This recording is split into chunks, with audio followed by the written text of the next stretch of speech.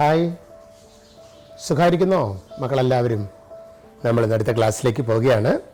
ഈ രാവിലെ നമുക്ക് ദൈവത്തിൻ്റെ മുഖത്തേക്ക് നോക്കാം. ദൈവം കൃപ തന്ന് നമുക്കൊന്നിച്ച് ദൈവസന്നിധിയിൽ പ്രാർത്ഥിക്കുന്നതോടൊപ്പം നമ്മുടെ കണ്ണുകളെ അടച്ച് നമുക്ക് പ്രാർത്ഥനയ്ക്ക് വേണ്ടി നമ്മുടെ ഹൃദയങ്ങളെ ഏകാഗ്രമാക്കി ഒന്ന് പ്രാർത്ഥിക്കാം.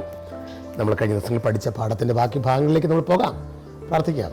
ഞങ്ങളുടെ നല്ല ദൈവമേ, സ്വർഗ്ഗസ്ഥ പിതാവേ, നല്ല സമയത്തിനായി സ്തോത്രം. കുഞ്ഞുങ്ങൾക്ക് കഴിഞ്ഞ ദിവസങ്ങളൊക്കെ ദൈവത്തിൻ്റെ വചനം പഠിക്കാൻ ദൈവം കൃപ കൊടുത്തു. ഈ പുതിയ ആഴ്ചയിൽ പുതിയ പാഠവുമായി ഞങ്ങൾ ദൈവസന്നിധിയിലേക്ക് വരുന്നു. ദൈവം ഞങ്ങളെ അനുഗ്രഹിക്കണമേ. നിന്റെ വചനം നന്നായി പഠിക്കാൻ കർത്താവ് കൃപ തരണമേ. കർത്താവെ, പഠിക്കാൻ കുഞ്ഞുങ്ങൾക്ക് ബലം കൊടുക്കണം, പഠിപ്പിക്കാൻ അടിയനും കർത്താവ് കൃപ തരണമേ. ശ്രദ്ധിക്കുന്ന എല്ലാവർക്കായും സ്തോത്രം, യേശു ക്രിസ്തുവിൻ്റെ നാമത്തിൽ തന്നെ, ആമേൻ. Praise Lord. നമുക്കിന്ന് ദൈവസന്നിധിയിലേക്ക് വരാൻ ദൈവമിടയാക്കി. കഴിഞ്ഞ പാഠങ്ങൾ നമ്മൾ എടുത്തുകൊണ്ടിരിക്കുന്നത് പെരുന്നാളുകളെക്കുറിച്ചാണ്. നമ്മൾ ഉത്സവങ്ങൾ കഴിഞ്ഞു, പെരുന്നാളുകളിൽ പ്രധാനപ്പെട്ട പെരുന്നാളുകളെക്കുറിച്ചൊക്കെ നമ്മൾ പഠിച്ചുകൊണ്ടിരിക്കുകയാണ്. അതുകൊണ്ട് നമുക്ക് ഇനി അടുത്ത ഒരു പെരുന്നാളിനോട് അനുബന്ധിച്ചുള്ള പാഠത്തിലേക്കാണ് കിടക്കുന്നത്. നമ്മൾ കഴിഞ്ഞ ക്ലാസ്സിൽ കാഹളനാഥോത്സവം, കൂടാര പെരുന്നാൾ എന്നിവയെക്കുറിച്ച് പഠിച്ചു. ആ വാക്യം നിങ്ങൾ ഓർക്കുന്നുണ്ടല്ലേ? 1 തെസ്സലോനിക്കർ 4:16-17 വാക്യം നമ്മൾ സ്ഥിരമായി പഠിച്ചുകൊണ്ടിരിക്കുന്ന അല്ലെങ്കിൽ അറിയാവുന്ന ഉരുവിട്ടുകൊണ്ടിരുന്ന ഒരു വാക്യമായിരുന്നു. ആ വാക്യം അത് നിങ്ങൾക്കറിയാം. കർത്താവ് താൻ ഗംഭീരനാഥത്തോടും പ്രധാന ദൂതൻ്റെ ശബ്ദത്തോടും ദൈവത്തിൻ്റെ കാഹളത്തോടും സ്വർഗത്തിൽ നിന്ന് കർത്താവ് ഇറങ്ങി വരും. നമ്മൾ അത് പഠിച്ചല്ലേ? ഓക്കെ, നിങ്ങളത് നന്നായിട്ട് ആ വാക്യം പഠിക്കണം. നിങ്ങളൊന്നും കൂടെ പറയാൻ നോക്കണം. ദൈവം നിങ്ങളെ അനുഗ്രഹിക്കട്ടെ. ഇന്ന് നമ്മൾ പോകുന്നത് മഹാപാപപരിഹാര ദിവസം എന്ന് പറയുന്ന പെരുന്നാളുകളിലെ ഒരു പ്രധാനപ്പെട്ട ഉത്സവത്തിൻ്റെ ഒരു ഭാഗത്തേക്കാണ്. ദ ഗ്രേറ്റ് അറ്റോൺമെന്റ് ഡേ, മഹാപാപപരിഹാര ദിവസം. ലേവ്യ പുസ്തകം 16-ാം അധ്യായം, സംഖ്യാപുസ്തകം 29-7 മുതൽ 11 വരെയുള്ള വാക്യങ്ങൾ. ഈ വാക്യങ്ങളൊക്കെയാണ് നമ്മളിന്ന് അതിനാധാരമായി വായന ഭാഗമായി എടുത്തിട്ടുള്ളത്. മനപ്പാഠ വാക്യം എബ്രായർ 9:6-7 വാക്യങ്ങളാണ്. അതിങ്ങനെയാണ്: ഇവ ഇങ്ങനെ തീർന്ന ശേഷം പുരോഹിതന്മാർ നിത്യം മുൻകൂടാരത്തിൽ ചെന്ന് ശുശ്രൂഷ കഴിക്കും. രണ്ടാമത്തേതിലോ ആണ്ടിലൊരിക്കൽ മഹാപുരോഹിതൻ മാത്രം ചെല്ലും. രക്തം കൂടാതെയല്ല, അത് അവൻ തൻ്റെയും ജനത്തിൻ്റെയും അബദ്ധങ്ങൾക്ക് വേണ്ടി അർപ്പിക്കും. ഇതാണ് നമ്മൾ ഈ ആഴ്ച പഠിക്കേണ്ടുന്ന മനപ്പാഠവാക്യം. ഓക്കെ, നമുക്ക് അടുത്ത ഭാഗത്തേക്ക് നമ്മൾ പ്രവേശിക്കുകയാണ്. എന്താണ് മഹാപാപപരിഹാര ദിവസം എന്ന് പറഞ്ഞാൽ അർത്ഥം? പ്രധാനപ്പെട്ട ആചാരങ്ങൾ എന്തൊക്കെയാണ് ഇതിൻ്റെ?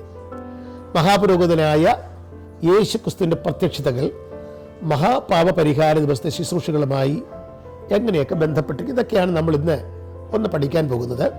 നമ്മൾ കഴിഞ്ഞ പാഠം പഠിച്ചതും പ്രധാനപ്പെട്ട 3 പെരുന്നാളുകളെക്കുറിച്ച് ഓർപ്പിച്ചതും 7-ാം മാസം, യഹൂദന്മാരുടെ 7-ാം മാസമായ തിശ്രീ എന്ന് പറയുന്ന മാസത്തിലായിരുന്നു.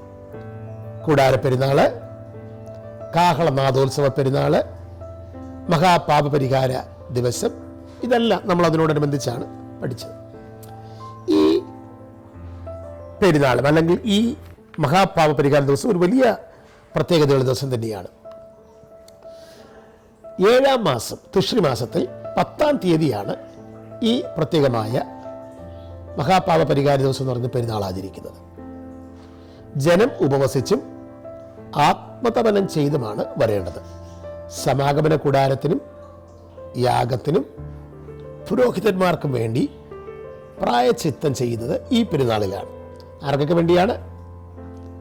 സമാഗമന കൂടാരത്തിനും യാഗപീഠത്തിനും പുരോഹിതന്മാർക്കും വേണ്ടി ഈ പ്രായശ്ചിത്തം ചെയ്യണം. പ്രായശ്ചിത്തം ചെയ്യുന്നത് ഈ ദിവസമാണ്. മഹാപുരോഹിതൻ അതിപരിശുദ്ധ സ്ഥലത്തേക്ക് കയറുന്നത് ഈ ദിവസമാണ്.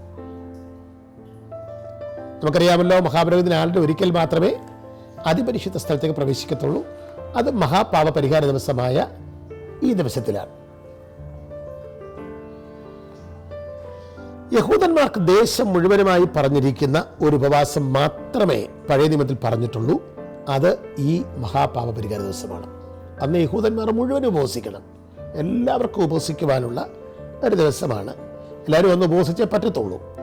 പ്രധാനപ്പെട്ട ഒരു 3 പെരുന്നാളുകളിൽ നിർബന്ധമായിട്ട് യഹൂദന്മാരുടെയിൽ ഇസ്രായേലിലുള്ള സകല പുരുഷന്മാരും വന്നു ചേരണമെന്ന് പറഞ്ഞൊരു 3 പെരുന്നാളുകളുണ്ട്. അതിൽ ഒരു പെരുന്നാളാണ് ഈ പെരുന്നാൾ. അത് ഒന്ന് പുളിപ്പില്ലാത്ത അപ്പത്തിൻ്റെ പെരുന്നാൾ അല്ലെങ്കിൽ പെസഹായുടെ പെരുന്നാളിൻ്റെ ദിവസം. 2 നിർബന്ധമായിട്ടും വരേണ്ടത് ഈ മഹാപാപ പരിഹാര ദിവസം. മറ്റൊന്ന് കൂടാര പെരുന്നാൾ. അങ്ങനെ 3 പ്രാവശ്യം നിർബന്ധമായി വന്നിരിക്കണമെന്ന് ആവർത്തന പുസ്തകം 16 നമുക്ക് വായിക്കാനും കാണാനും കഴിയും. ഓക്കെ, സാധാരണ ദിവസങ്ങളിൽ അലങ്കാര വസ്ത്രം ധരിച്ച് യഹോവയുടെ മണവാളനായിട്ട് പുരോഹിതൻ വരുമെങ്കിൽ ഈ ദിവസം വിശുദ്ധ വസ്ത്രം ധരിച്ച് പ്രായശ്ചിത്തത്തിനായി വരുന്നു. മറ്റേ പുരോഹിതന്മാർക്കൊരു വേഷമുണ്ട്. അവരെ അടിയിൽ ധരിക്കുന്ന വേഷം, അതിന് മുകളിൽ ധരിക്കുന്ന വേഷം, അതിൻ്റെ പുറത്തൂടെ ധരിക്കുന്ന വേഷം, അവർക്ക് എന്തെല്ലാം ഔദ്യോഗിക വേഷങ്ങൾ, എന്തൊക്കെ പതക്കങ്ങൾ ധരിക്കണം, അവരുടെ മാറിൽ എന്തൊക്കെ ചേർത്തിരിക്കണം, അവരുടെ ചുമലിൽ എന്തൊക്കെ ചേർത്തിരിക്കണം എന്നൊക്കെയുള്ള ഒത്തിരി കൊടുത്തിരിക്കുന്ന കുറേ വസ്ത്രങ്ങളുണ്ട്. ആ വസ്ത്രങ്ങൾ അനുസരിച്ച് വേണം അത് ചെയ്യാൻ. അത് ദൈവം കൊടുത്ത യൂണിഫോമാണ്. പുരോഹിതന് ആ വസ്ത്രം ധരിച്ചുകൊണ്ട് വേണം മറ്റെല്ലാ വിശേഷ ദിവസങ്ങളിലും പുരോഹിതന് അതിനകത്ത് നിൽക്കാൻ, മഹാപുരോഹിതനും അതിനകത്ത് നിൽക്കാൻ. എന്നാൽ ഈ മഹാപാപ പരിഹാര ദിവസം ഒരു പ്രത്യേക വസ്ത്രം ധരിച്ചാണ് പ്രായശ്ചിത്തത്തിനായി വിശുദ്ധ വസ്ത്രം ധരിച്ച് കടന്നു വരുന്നു. സാധാരണ ശുശ്രൂഷകൾക്ക് മുമ്പായി കൈയും കാലും മാത്രം കഴുകി, കാരണം താമ്രത്തൊട്ടിയിൽ വെളിയിൽ വെള്ളം വെച്ചിട്ടുണ്ട്, അതിൽ കൈയും കാലും ഒക്കെ കഴുകി ആണ് അവര് യാഗത്തിന് തയ്യാറായി ഈ വസ്ത്രം ധരിച്ച്, വിശേഷ വസ്ത്രം ധരിച്ചു വരുന്നത്, അലങ്കാര വസ്ത്രം ധരിച്ച്. എന്നാൽ മഹാപാപപരിഹാര ദിവസത്തെ ആരാധനയ്ക്ക് 3 ഭാഗങ്ങളുണ്ട്. ആലയത്തിലെ യാഗങ്ങൾ, ഉത്സവത്തിൻ്റെ പ്രത്യേക യാഗങ്ങൾ, പാപപരിഹാര യാഗങ്ങൾ. അങ്ങനെ 3 യാഗങ്ങളാണ്. ഇനിയും അതിൻ്റെ ആചാരങ്ങൾ എന്തൊക്കെയാണെന്ന് നമുക്ക് നോക്കാം. ഈ തിശ്രീ എന്ന് പറയുന്ന 7-ാം മാസത്തിലെ 10-ാം തീയതിക്ക് 7 ദിവസം മുമ്പ്, അതായത് 3-ാം തീയതി ആകുമ്പോഴേ മഹാപുരോഹിതൻ തൻ്റെ സ്വന്തം ഭവനം വിട്ട് ആലയത്തിന് ഒരു മുറിയിൽ താമസിക്കും. ഇത് വർഷത്തിലൊരിക്കലാണ്. 7-ാം മാസം 3-ാം തീയതി വീട്ടിൽ നീങ്ങി പോരും. കാരണം 10-ാം തീയതിയാണ് അത് ആചരിക്കേണ്ടുന്നത്. അതുകൊണ്ട് 3-ാം തീയതി പോരും. ഒരാഴ്ച ഈ ആലയത്തിൻ്റെ ഒരു മുറിയിൽ താമസിക്കും. ആ ആഴ്ച മുഴുവനും ഈ മഹാപുരോഹിതന്റെ ജോലി രക്തം തളിക്കുക, ധൂപപീഠത്തിൽ ധൂപം കത്തിക്കുക, നിലവിളക്ക് കത്തിക്കുക, നിരന്തര യാഗമർപ്പിക്കുക എന്നിവ മഹാപുരോഹിതൻ ചെയ്തുകൊണ്ടേയിരിക്കണം. ആചാരങ്ങളാണ്. 10-ാം തീയതിക്ക് മുമ്പുള്ള രാത്രി മുഴുവനും, അതായത് 9-ാം തീയതി രാത്രി മുഴുവനും തിരുവെഴുത്തുകളെ വായിച്ചും ധ്യാനിച്ചും ഉറങ്ങാതെ ഇരിക്കണം. സൂര്യോദയത്തിങ്കൽ ശുശ്രൂഷ ആരംഭിക്കും. സൂര്യൻ ഉദിക്കുന്ന സമയമൊക്കെ ആകുമ്പോൾ ശുശ്രൂഷ അതിരാവിലെ ആരംഭിക്കും. ജനം അപ്പോഴേക്കും ആലയത്തിൽ വന്നിരിക്കും. ഈ പ്രത്യേക ദിവസം, ഈ ദിവസത്തിൻ്റെ പ്രത്യേകത തന്നെയുണ്ട്. തിശ്രീ മാസം 10-ാം തീയതി ഭയങ്കര പ്രത്യേകതയുള്ള ദിവസമാണ്. ജനം അതിരാവിലെ എല്ലാവരും ആലയത്തിൽ വരും. എന്നിട്ട് ഈ മഹാപുരോഹിതൻ ചെയ്യേണ്ടത്, മറ്റേ എല്ലാ യാഗങ്ങൾക്കും കൈയും കാലും കഴിയാൻ മതിയായിരുന്നു. എന്നാൽ ഈ മഹാപുരോഹിതൻ ഈ മഹാപാപ പരിഹാര ദിവസം ദേഹം മുഴുവനും വെള്ളത്തിൽ കഴുകണം. എന്നിട്ട് ലേവ്യർ പുസ്തകം 16-ാം അധ്യായത്തിൻ്റെ 6-ാം വാക്യത്തിലൊക്കെയാണ് നമുക്കത് കാണാൻ പറ്റുന്നത്.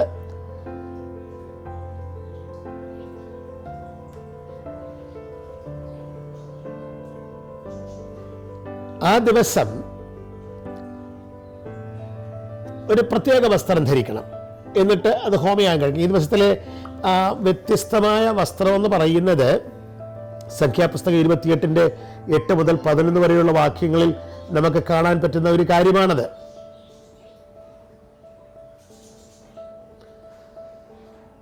ആ 16-ാം അധ്യായത്തിൽ നമുക്കത് കാണാം.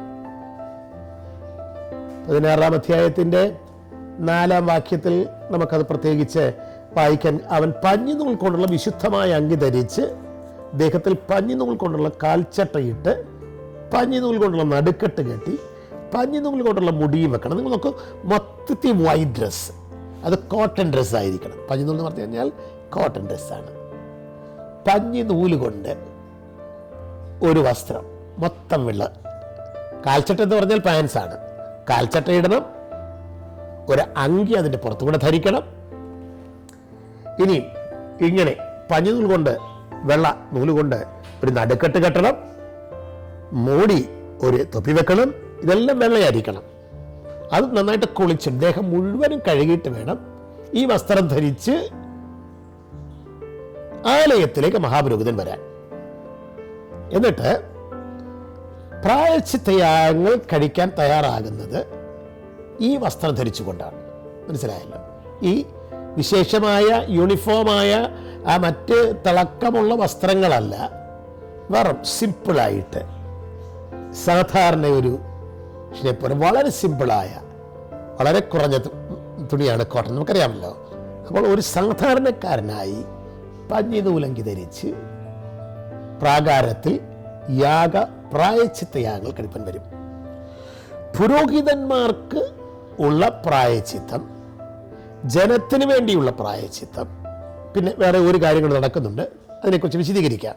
മരുഭൂമിയിലേക്ക് ഒരാടിനെ അയക്കും എന്നീ 3 ആചാരങ്ങളാണ് ഈ പ്രാകാരത്തിൽ നടത്തപ്പെടുന്നത്. ഒന്ന്, പുരോഹിതന്മാർക്ക് വേണ്ടിയുള്ള പ്രായശ്ചിത്തം, ജനത്തിന് വേണ്ടിയുള്ള പ്രായശ്ചിത്തം, മരുഭൂമിയിലേക്ക് ഒരാടിനെ സ്വതന്ത്രമായി വിടുന്ന ഒരു രീതി. ഇങ്ങനെ 3 ആചാരങ്ങൾ നടക്കുന്നു. അഹരോനും കുടുംബത്തിനും പ്രായശ്ചിത്തത്തിന് വേണ്ടി ഒരു കാളയെ അറക്കും. അഹരോനും കുടുംബത്തിനും മാത്രം. എന്നിട്ട് അതിൻ്റെ ആ കാളയെടുത്തതിൻ്റെ രക്തം ഒരു പാത്രത്തിൽ സൂക്ഷിച്ച ശേഷം ധൂപവർഗത്തിലിടേണ്ടുന്ന ആ പൊടി എടുത്ത് വിശുദ്ധ മന്ദിരത്തിലുള്ള ധൂപപീഠത്തിലിട്ട് പുകയ്ക്കും. അതിപരിശുദ്ധ സ്ഥലത്തെ കൃപാസനത്തെ മറയ്ക്കാനുള്ള പുകമറയ്ക്കായിട്ടാണ് ഇത് ചെയ്യുന്നത്. കാരണം കൃപാസനത്തെ നേരിട്ട് നോക്കാൻ മഹാപുരോഹിതന് ഭയമാണ്. അതുകൊണ്ട് ആ പുകയുടെ മറവിൽ നിന്നുകൊണ്ട് വേണം ഈ കൃപാസനത്തെ നോക്കാൻ. അങ്ങനെയാണ് ഇത് ചെയ്യുന്നത്. പിന്നീട് കാളകളുടെ രക്തം കൊണ്ടുപോയി രക്തം അവിടെ തളിക്കും. അവിടെ പ്രവേശിക്കുമ്പോഴുള്ള പ്രകാശം മഹാപുരോഹിതന്റെ ചുമൽ കണ്ടങ്ങൾ, അതായത് ഈ ഷോൾഡറിൽ 2 ഗോമേതക കല്ല് പതിപ്പിച്ചിട്ടുണ്ട്. അതിനകത്ത് ഈ ഇസ്രായേൽ ഗോത്രം 12ന്റെയും പേരുകളുണ്ട്, 6 വീതം. പിന്നീട് ജനത്തിന് വേണ്ടിയുള്ള പ്രായശ്ചിത്തത്തിന്റെ കാളയെ അർപ്പിക്കും. ആദ്യം പുരോഹിതനും കുടുംബത്തിനും, പിന്നെ ജനത്തിന് വേണ്ടിയുള്ള പ്രായശ്ചിത്തത്തിന്റെ കാളയെ അർപ്പിക്കും. ഇപ്പം അടുത്ത എത്ര ലെവലായി? ആദ്യം പ്രാകാരത്തിൽ നിൽക്കുന്നു, അവിടെ ഈ വസ്ത്രം ധരിച്ചുകൊണ്ട് പ്രായശ്ചിത്ത യാഗങ്ങൾ അർപ്പിക്കുന്നു. പിന്നീട് അടുത്ത പടിയായി പരിശുദ്ധ സ്ഥലത്തേക്ക് വന്ന് അവിടെ ധൂപപീഠത്തിൽ ഈ ധൂപപീഠത്തിൽ ഇടേണ്ടുന്ന ധൂപവർഗം, ഈ പൊടി അതിനകത്തിടുന്നു. എന്നിട്ട് കാള രക്തം കൊണ്ടുപോയി കൃപാസനത്തിന്റെ അവിടെ പ്രവേശിക്കുമ്പോഴുള്ള കൊണ്ടുപോയി രക്തം അവിടെ തളിക്കും. അതിപരിശുദ്ധ സ്ഥലത്ത് കൃപാസനത്തിന് മുമ്പിൽ തളിക്കുകയാണ്. പിന്നീട് ജനത്തിന് വേണ്ടിയുള്ള പ്രായശ്ചിത്തം 3ാമത്തെ ഒരു രീതിയാണ്, 3ാമത്തെ പ്രവേശനാണ്. സ്വന്തം കാര്യം, അത് കഴിഞ്ഞ് ജനത്തിന് വേണ്ടി ഈ രക്തവും അതിപരിശുദ്ധ സ്ഥലത്ത് കൊണ്ടുപോയി തളിക്കും, കൃപാസനത്തിലേക്കും. പിന്നീട് കൃപാസനത്തിന് മുമ്പിൽ തറയിൽ 7 പ്രാവശ്യം അത് തളിക്കും. മനസ്സിലായല്ലോ? കൃപാസനം എന്ന് പറഞ്ഞാൽ ഏറ്റവും അകത്തിരിക്കുന്ന അതിപരിശുദ്ധ സ്ഥലത്ത് വേണ്ടി ഇരിക്കുന്ന സ്ഥലമാണ്. പിന്നീട് ജനത്തിനുള്ള പ്രായശ്ചിത്തത്തിന്റെ കാളയെ അർപ്പിക്കും. ഈ രക്തവും അതിപരിശുദ്ധ സ്ഥലത്ത് കൊണ്ടുപോയി തളിക്കും. ഇതെല്ലാം സെയിം, ഓരോരുത്തർക്ക് വേണ്ടി ചെയ്യുന്നെങ്കിലും ഇത് ഓരോരുത്തർക്ക് വേണ്ടി ചെയ്യുകയാണ്. തനിക്ക് വേണ്ടിയും പുരോഹിതന്മാർക്ക് വേണ്ടിയും യാഗം അർപ്പിച്ചു കഴിഞ്ഞാൽ ജനത്തിന്റെ പ്രായശ്ചിത്തത്തിനായി ഒന്ന് തന്റെ കുടുംബം, മറ്റേ അടുത്ത പുരോഹിതന്മാരുടെ മൊത്തം സമൂഹം, അത് കഴിഞ്ഞ് ജനത്തിനു വേണ്ടി 2 ആടിനെ എടുത്ത് ഒന്ന് യഹോവയ്ക്കായി വേർതിരിച്ചു വെക്കും, മാറ്റും. ഇത് യഹോവയ്ക്കുള്ളത് എന്ന് പറയും. ഒന്നിനെ അസസ്തേൽ എന്ന് പറഞ്ഞ് മാറ്റി നിർത്തും. അതായത് ഒരു ചീട്ടിടും. ചീട്ടിട്ട് ഇത് ദൈവത്തിന്, ഇത് അസലേലിന്.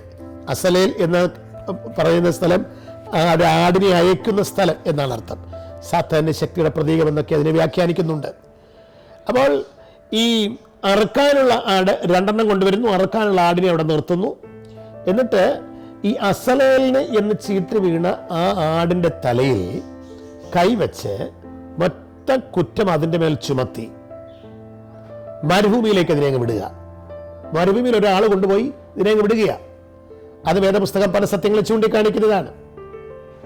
മനുഷ്യനെ സ്വതന്ത്രനായി വിടുമ്പോൾ ഒരു ഭാഗത്ത് മറ്റേ ആട് അറുക്കപ്പെടുകയാണ്. ഓക്കെ, നമ്മളുടെ കുറ്റം മുഴുവൻ ഏറ്റെടുത്ത് ഒരാട് അറുക്കപ്പെട്ടു, നാം സ്വതന്ത്രരായി. നിങ്ങൾ നോക്കിയേ, മറ്റേ ആടിനെ യാഗം കഴിക്കും, അതിൻ്റെ രക്തമായി 3 പ്രാവശ്യം അതിപരിശുദ്ധ സ്ഥലത്തേക്ക് പ്രവേശിച്ച് 3-ാം പ്രാവശ്യവും വീണ്ടും അതിപരിശുദ്ധ സ്ഥലത്തേക്ക് പ്രവേശിക്കുകയാണ്. ഒന്ന് കയറി തനിക്കും തൻ്റെ കുടുംബത്തിനും, 2 പുരോഹിതൻ വർഗത്തിനും അവരുടെ കുടുംബങ്ങൾക്കും, 3 ജനത്തിനു വേണ്ടി. അങ്ങനെ 3 പ്രാവശ്യം ഈ അതിപരിശുദ്ധ സ്ഥലത്തേക്ക് എന്ന് വീണ്ടും ഇത് 7 പ്രാവശ്യം രക്തം എടുത്തടയ്ക്കും. എന്നിട്ട് തുടർന്ന് കാളകളുടെയും ആടിൻ്റെയും രക്തം ഒരുമിച്ച് ധൂപപീഠത്തിൻ്റെ കൊമ്പുകളിൽ പുരട്ടും. ധൂപപീഠത്തിൻ്റെ കൊമ്പുകളുണ്ടെന്ന് പറഞ്ഞു നോക്കുന്നല്ലോ നിങ്ങൾ. ബാക്കി രക്തം പ്രാകാരത്തിലുള്ള യാഗപീഠത്തിൻ്റെ ചുവട്ടിലൊഴിക്കും. അങ്ങനെ പുരോഹിതന്മാരും ജനവും സമാഗമന കൂടാരവും കൂടാരത്തിലെ ഉപകരണങ്ങളും ശുദ്ധീകരിക്കപ്പെടും. മൊത്തത്തിൽ ശുദ്ധീകരിക്കപ്പെടുകയാണ്. പഞ്ഞിനൂലങ്കി ധരിച്ച് പ്രാകാരത്തിൽ ശുശ്രൂഷിക്കുന്ന മഹാപുരോഹിതൻ അതിപരിശുദ്ധ സ്ഥലത്തേക്ക് പോകുമ്പോൾ തൻ്റെ ഔദ്യോഗിക വേഷത്തോടു കൂടിയാണ് പ്രവേശിക്കുന്നത്. പഞ്ഞിനൂലങ്കി ധരിച്ച് ഇത്രയും തരുന്നതില്ലേ. ഇനിയും അടുത്ത കാര്യം കാണുന്നത് തൻ്റെ ആ ഒഫീഷ്യൽ യൂണിഫോം ഇട്ടുണ്ട് അതിപരിശുദ്ധ സ്ഥലത്തേക്ക് പ്രവേശിക്കുകയാണ്. മഹാപുരോഹിതൻ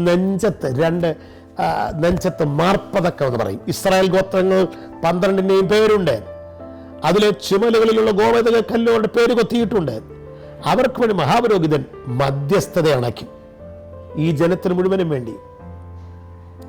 അത് പുറപ്പാട് പുസ്തകം 28-9 വാക്യം, 10 വാക്യം, 21 വാക്യം, 29 വാക്യം, ഈ ഭാഗത്തിലെല്ലാം കാണുന്നുണ്ട്. എല്ലാ ശുശ്രൂഷയും കഴിഞ്ഞ് അതിപരിശുദ്ധ സ്ഥലത്ത് നിന്നും ഔദ്യോഗിക വേഷത്തിൽ വരുന്ന മഹാപുരോഹിതൻ പ്രാകാരത്തിൽ വന്ന് ജനത്തെ ആശീർവദിക്കും.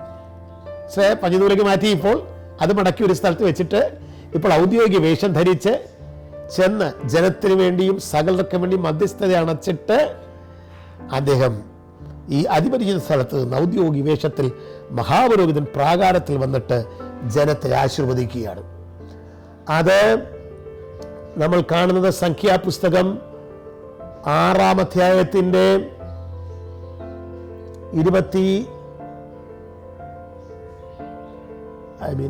സംഖ്യാപുസ്തകം ഒരു നിമിഷം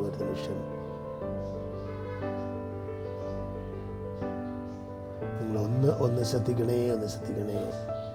സംഖ്യാപുസ്തകം 6-ാം അധ്യായം 24 മുതൽ 26 വരെയുള്ള വാക്യങ്ങളിൽ കാണുന്ന പോലെ ആശീർവദിക്കുക. എന്താണ് ആശീർവദിക്കുന്നത് അറിയാമോ? യഹോവ നിന്നെ അനുഗ്രഹിച്ച് കാക്കുമാറാകട്ടെ. യഹോവ തിരുമുഖം നിന്റെ മേൽ പ്രകാശിപ്പിച്ച് നിന്നോട് കൃപയുള്ളവനാകട്ടെ. യഹോവ തിരുമുഖം നിന്റെ മേൽ ഉയർത്തി നിനക്ക് സമാധാനം നൽകുമാറാകട്ടെ.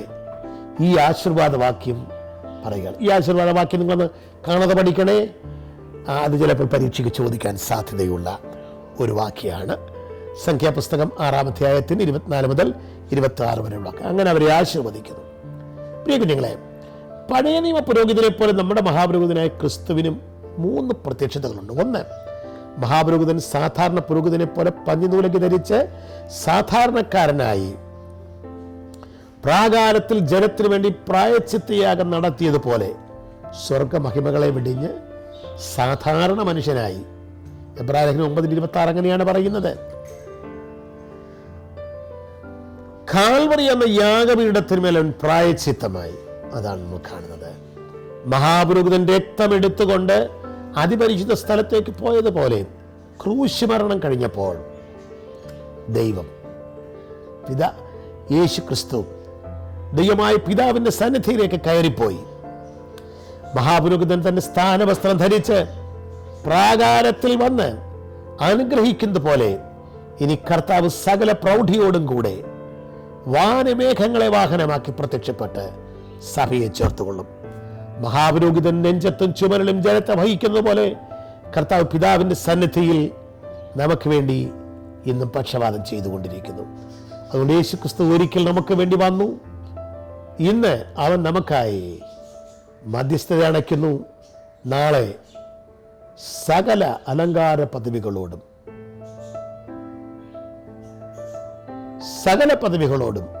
പരിവാരങ്ങളോടുമൊപ്പം ഇറങ്ങി വന്ന് തൻ്റെ ജനത്തെ ആശീർവദിക്കാൻ കാണാൻ വരും ദിവസമുണ്ട്.